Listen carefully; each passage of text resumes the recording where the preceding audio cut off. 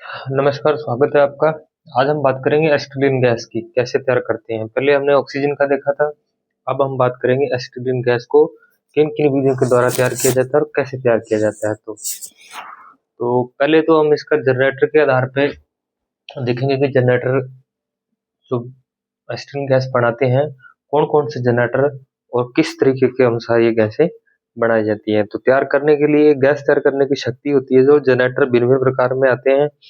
इनकी तैयारी गैस को तैयार करने के अनुसार कितनी पावर की रहेगी, शक्ति के अनुसार भिन्न-भिन्न प्रकार के आते हैं। तो साधारण जो जनरेटर होता है एसिटिलीन गैस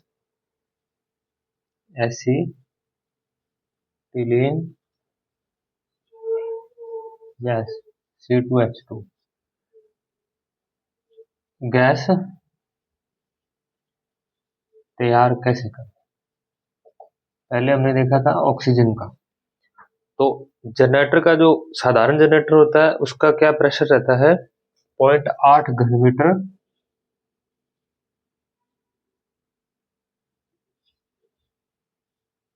या की पावर 3 रहता है।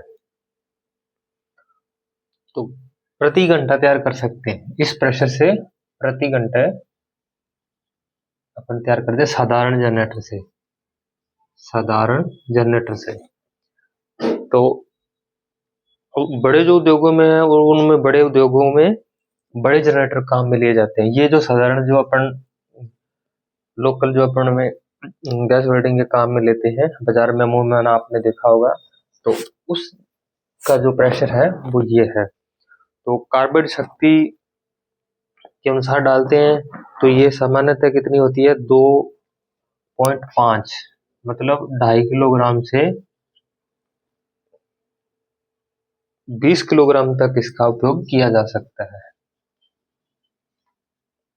जो ट्रे रहती है, आपने देखा होगा गैस वेल्डिंग की दुकान पे, तो उसकी जो टंकी रहती है तो उसके अंदर 2.5 किलो से 20 किलोग्राम, ये बड़े जनरेटर के लिए है। लेकिन वो जो वर्कशॉप वाला वेल्डिंग वाला होता है उसके बहुत बहुत कम मात्रा में डालता है। तो उपयोग के अनुसार पोर्टेबल भी होता है और स्टेशनरी भी होता है। तो पोर्टेबल क्या होता है, जनरेटर की बात कर रहे हैं अपन, पोर्टेबल और स्टेशनरी जनरेटर। तो पोर्टेबल तो होता है एक जगह से उठा के दूसरी जगह ले जाना, और स्टेशनरी होता है एक जगह से फिक्स होना। तो पोर्टेबल जनरेटर को अपन कहीं भी ले जा सकते हैं, इसलिए ऐसे पोर्टेबल कहे जाते हैं। और ये छोटे आकार में होते हैं। तो इनकी 5 घन मीटर प्रति घंटे से इसको गैस करने की शक्ति होती है। इससे अधिक जनरेटर पोर्टेबल नहीं होते, यह स्टेशनरी जनरेटर काम में लिया जाता है। तो गैस के अनुसार लो, मीडियम, हाई 3 प्रकार की गैस रहती है। Low, medium, high. Low pressure, medium pressure और हाई प्रेशर। तो इस प्रकार हम इसको गैसों में बांट सकते हैं।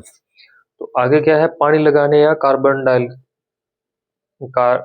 के अनुसार। तो ये 2 प्रकार के जनरेटर होते हैं।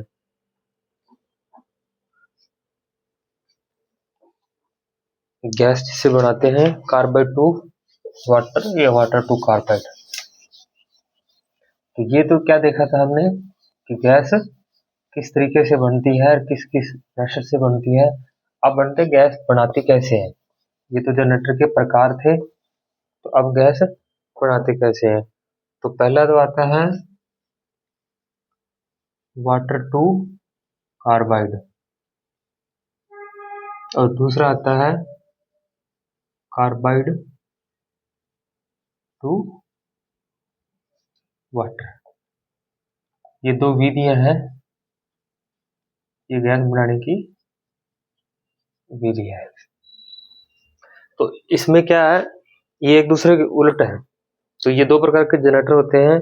तो इनमें क्या रहता है, वाटर टू कार्बाइड जनरेटर में क्या रहता है, इस कार्बाइड में एक तस्तरी होती है जिसमें कई खाने बने होते हैं, और उसको जनरेटर के चैम्बर में रख दिया जाता है। तस्तरी में एक टूंटी लगी होती है जिसमें बूंद बूंद करके पानी ऊपर से डलता रहता है। जैसे इसमें डाल देते हैं, ये टुकड़ों में रहता है। इसके अंदर एक पानी की टूंटी लगी होती है, यहाँ से नल छोड़ते हैं तो बूंदों के रूप में इसमें गिरता रहता है।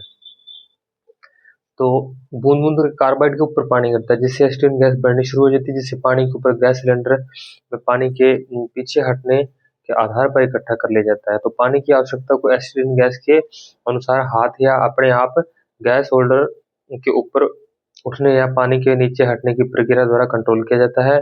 इस प्रकार के जनरेटर को एसिटिलीन आवश्यकता के अनुसार अपने आप तैयार होती रहती है। मतलब ये गैस क्या है, अपने तुरंत तैयार कर सकते हैं। आगे कार्बाइड टू वाटर। ऐसे जनरेटर कार्बाइड टू होपर एक विशेष प्रकार के बर्तन में डालकर पानी धीरे धीरे गिराया जाता है। कार्बाइड को टोकरी या छिद्रों वाले बर्तन में रखकर भी थोड़ा थोड़ा डुबाया जाता है। इस प्रकार एसिटिलीन गैस उत्पन्न होती है और इसका प्रेशर जनरेटर में बढ़ जाता है। तो यह बढ़ा हुआ होपर का जो प्रेशर है वह खुलने वाला ढक्कन और बंद कर देने वाला होता है या पीछे से धकेलने वाला होता है। तो ये कार्बाइड से मतलब इसको आगे पीछे करेंगे ये अलग चीज है। तो इसकी बात कर रहे हैं अपन, तो इसको तस्तरी को आगे पीछे करेंगे तो वो पानी से संपर्क टूट जाएगा तो गैस बननी बंद हो जाएगी। जैसे इसको आगे तक करेंगे तो गैस बननी, पानी ऊपर गिरेगा तो प्रक्रिया होगी, रासायनिक प्रक्रिया के बाद एक गैस बननी चालू हो जाएगी। तो गैस उपयोग करने के बाद जब प्रेशर घटता है तो होपर का मुंह खुल जाता है। यह कार्बाइड के संपर्क में दोबारा आकर गैस उत्पन्न करने की प्रक्रिया फिर से शुरू हो जाती है। तो गैस बनाने के लिए अपन क्या करते हैं, इन दो विधियों को यूज करते हैं। आपने जनरेटर अक्सर देखा ही होगा, इस प्रकार की एक टंकी रहती है,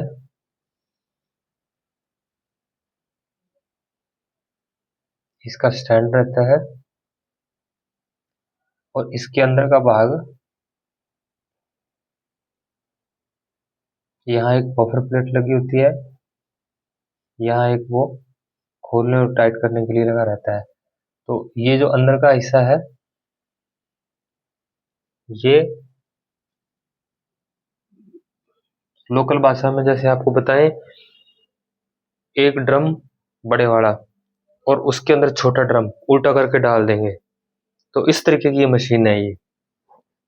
तो ये जो है उल्टा ड्रम है और ये जो है सीधा ड्रम है।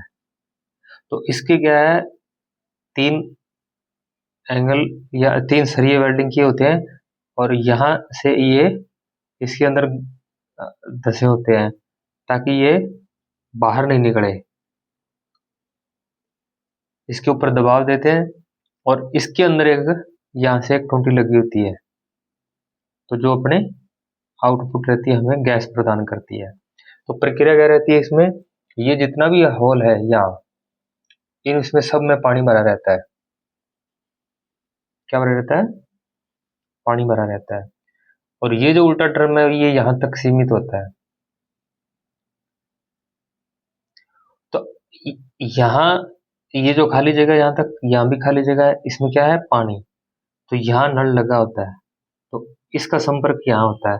तो इस ट्रे में क्या रहता है, इस ट्रे में अपन कैल्शियम कार्बाइड के टुकड़े डाल देंगे छोटे छोटे करके। तो जैसे ही इसके अंदर डाल देंगे और इसको एक सील पैक रबड़ लगा के बंद करते हैं ताकि एयर टाइट हो जाए। और फिर इसको अपन एक विशेष प्रकार का प्लेट लगी होती है, बफर प्लेट बोलते हैं उसको, नट को अच्छी तरह से टाइट कर देते हैं। तो ये बड़े प्रकार के नट होते हैं, 27 नंबर के आसपास, 27 के आसपास का नट रहता है जो इसको टाइट करते हैं। तो फिर उसको टाइट करने के बाद इस टूंटी से अपने यहाँ से नल खोलते हैं जो पानी गिरता है। तो इस पानी की कार्बाइड के आपस में प्रक्रिया होने के बाद ये गैस सीधी यहाँ से इसमें चली जाती है। इसमें गैस जाने के बाद इस जो आउटपुट है यहाँ से हमें गैस प्राप्त होती है जो हमें मिलती है। तो निश्चित मात्रा में पानी छोड़ना चाहिए, तो इसको क्या बोलते हैं, एसिटिलीन जनरेटर, एसिटिलीन जनरेटर। तो इसको सामान्यतः वर्कशॉपों में काम में लेते हैं जो साधारण वेल्डिंग करते हैं अपन। तो ये इसमें कभी भी हाई प्रेशर गैस नहीं बनती, इसमें हमेशा लो प्रेशर एसिटिलीन गैस बनती है। हाई प्रेशर एसिटिलीन गैस अगर लेनी है तो हमें सिलेंडर ही काम में लेना पड़ेगा। तो ये होती है अब आपको समझ में आ गया होगा। तो ये दो प्रकार के होते हैं, water to carbide, carbide to water. तो अब इसमें क्या है, सावधानी क्या क्या रखनी चाहिए।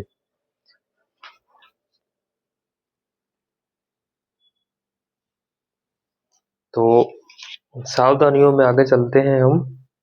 वाटर टू कार्बेट के लिए बता दिया, फिर आता है rising bell to water to carbide, और तीसरा number medium pressure auto set pressure.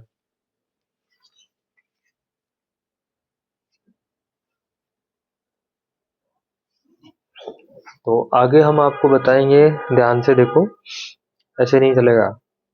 जो चीज समझ में नहीं आती पूछ सकते हो आप, नहीं, गलत बात, क्लास में शोर नहीं करना।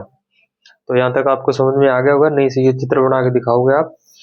तो आगे क्या है इसका, देखभाल कैसे करते हैं। तो याद रखने के लिए ये विशेष बात यह है कि एसिटिलीन कभी भी विस्फोटक हो सकता है, इसलिए जनरेटर के प्रत्येक पक्ष को अच्छी तरह देखभाल कर लेना चाहिए। इस संबंध में हमें कुछ बातों का ध्यान रखना चाहिए।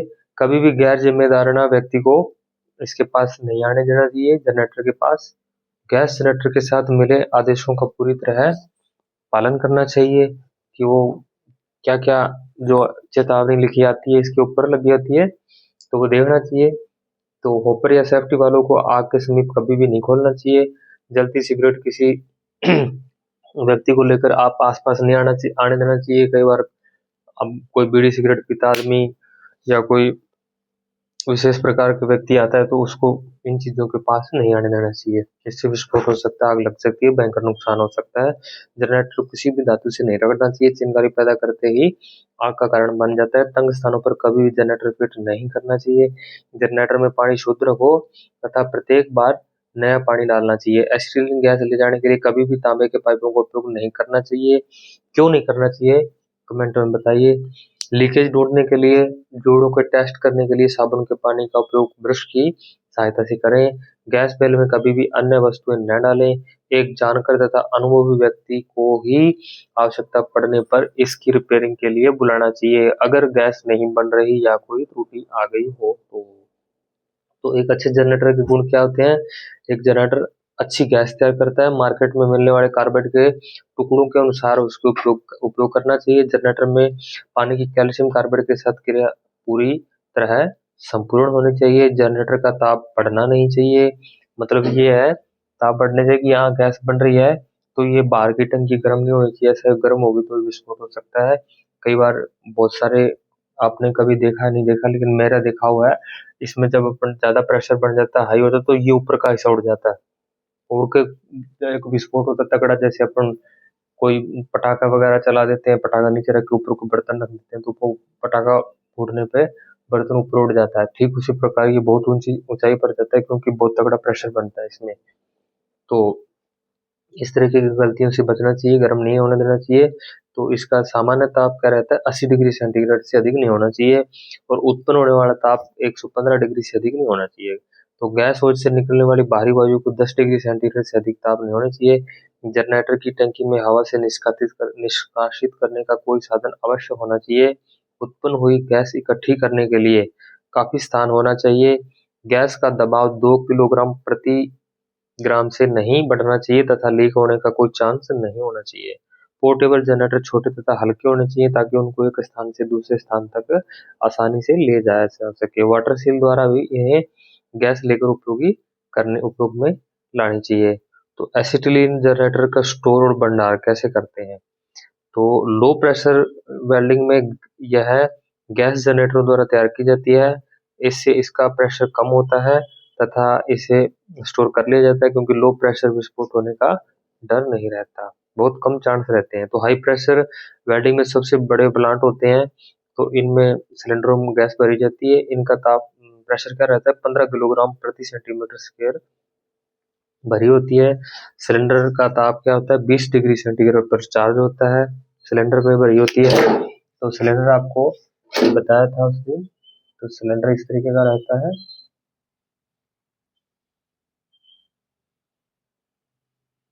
ये इसका पैंदा हो गया, ये इसकी गर्दन हो गई, ये इसकी बॉडी हो गई, ये इसका सेप्टिक कप हो गया। तो ये क्या हो गया, C2H2 सिलेंडर। तो इसमें क्या होता है, गैस सिलेंडर को भरने के लिए विशेष प्रकार की युक्ति लगाई जाती है। तो इन सिलेंडरों में गैस भरने से पहले इसे मुसामदार पदार्थ जैसे कोयला, लकड़ी या बुरादा, एस्बेस्टस आदि भर दिया जाता है, ताकि तरल अवस्था में वो जो गैस है वो अवशोषित हो जाए और एसिटिलीन गैस अपनी जो अपन यूज करते हैं उसके साथ बाहर नहीं आए, जो जो पाइप लगी रहती है अपनी, तो उसके साथ बाहर नहीं आए। तो इस प्रकार हम इसको यूज कर सकते हैं।